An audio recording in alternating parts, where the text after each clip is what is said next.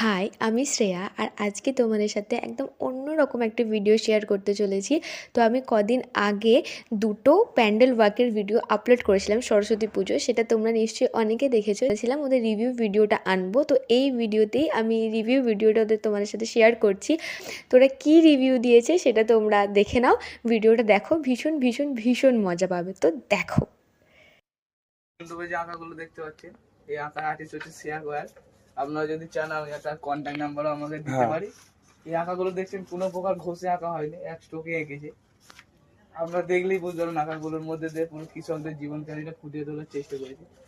আচ্ছা, এই যে প্রথম থেকে আঁকাগুলো দেখতে পাচ্ছেন, ধান কিভাবে ভাত অব্দি যাচ্ছে সেটাই বোঝানোর চেষ্টা করা হয়েছে। আপনারা দেখতে পাচ্ছেন এখানে ধান ঝাড়ছে, তারপর এখানে ধান যেটা বাঁচে ওটা করছে, এখানে ধান ভাঙছে, সে সেখানে রান্না হচ্ছে আর খাচ্ছে এখানে।